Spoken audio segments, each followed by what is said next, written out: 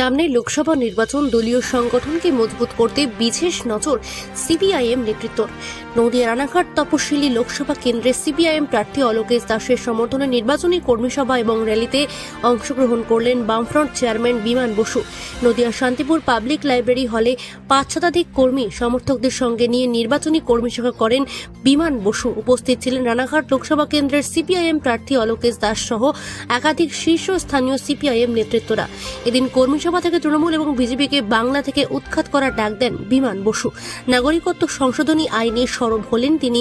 তবে একযোগে বিজেপি এবং তৃণমূলকে একে অপরের পরিপূরক বলে অভিহিত করেন বামফ্রন্ট চেয়ারম্যান। যদিও এবছরের লোকসভা ভোটে রানাঘাট লোকসভা কেন্দ্রে বামেদের ভোট বেশি হবে এবং তারাই জয়লাভ করবে বলে আশাবাদী বিমান বসু। নদিয়া থেকে জগন্নাথ মণ্ডলের রিপোর্ট, সি প্রাইম নিউজ। এবারকার লোকসভা নির্বাচনে আমরা যেভাবে বিজেপি এবং তৃণমূল বিরোধী শক্তিকে একাট্টা করতে চাইছি, সেই একাট্টা করতে পারলে অবশ্যই আমরা উভয় অপশক্তিকে পরাস্ত করতে পারবো। কংগ্রেসের সঙ্গে বামেদের আসন সমঝোতার কি হবে? আমি তো বললাম এখানে বলবার সময়, আসন সমঝোতা কংগ্রেসের সঙ্গে প্রায় হয়ে এসছে। একটু দু একটা ক্ষেত্রে টুকটাক কথা আছে, সেটা নিষ্পত্তি আমাদের করতে হবে। আমাদের নিজেদের মধ্যেও যা আছে তারও নিষ্পত্তি করতে হবে এবং তারপর আজ হচ্ছে 2 তারিখ, 3, 4, 5 তারিখের মধ্যে দেখি আমরা ঘোষণা করি। সার্বিকভাবে কি সমঝোতা হচ্ছে সর্বত্র? সার্বিকভাবে হচ্ছে কি হচ্ছে না 5 তারিখে বুঝতে পারবে। কি ফল আশা করছেন? ফল আশা করছি তৃতীয় শক্তির উত্থান আমরা করতে পারবো। নদিয়ার ক্ষেত্রে আপনাদের প্রার্থী, যে প্রার্থী আগের যে সুফল, সেটা কি এবারে মনে হচ্ছে যে সেটা আপনাদের অ্যাডভান্টেজ হতে পারে? হ্যাঁ, নিশ্চয়ই নিশ্চয়ই। আর এই যে মতুয়া সম্প্রদায়কে নিয়ে একবার টানা হেঁচড়া হচ্ছে, এই ব্যাপারে কি বলবেন? টানা হেঁচড়া করছেই বা কেন? টানা হেঁচড়া করা তো উচিত না। এটা একটা গোষ্ঠী, তার সঙ্গে কেন ঝামেলা করবে? আমরা তো ঝামেলা করি না। সিএ নিয়ে কি বলবেন? বললাম তো, সিএ নিয়ে তো বললাম। সিএ মানে 2019-এ পাশ হয় লোকসভায়। 2019-এ পাশ হলে পর 2 বছরের মধ্যেই রুলস রেগুলেশন করা উচিত ছিল। তাহলে দাঁড়াই কি 21-এর মধ্যে হয়ে যেত। তা না করে 24-এ নির্বাচনের আগে 23 সালেতে শেষ দিকে ওরা ঘোষণা করলো। মানে রুলস রেগুলেশন অ্যামেন্ডমেন্ট অ্যাক্টে রুলস রেগুলেশন ঘোষণাটা আগেই করতে পারতো। নির্বাচনে ঘোষণা করলো কেন? মানুষকে ভয় দেখানোর জন্য। মানুষকে ভয় দেখানোর জন্য, মানুষ যাতে ভয় না পায়, তাই আমরা বলছি। বর্তমানে যিনি তৃণমূলের প্রার্থী হয়েছেন, তিনি বারবারই বলছেন উনি পদত্যাগ করবেন। তো অনেক দিনই হয়ে গেল, সময়ের অজুহাত দিচ্ছে, কি বলবেন আপনি?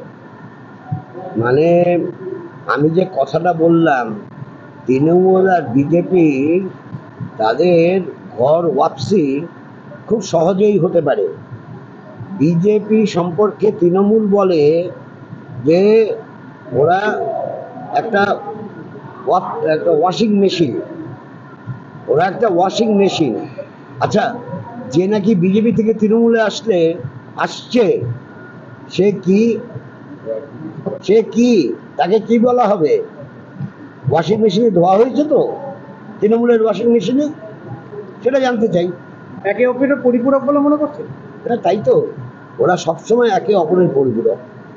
ইলেকট্রনিক বন্ডের ব্যাপারে একটু বলবেন?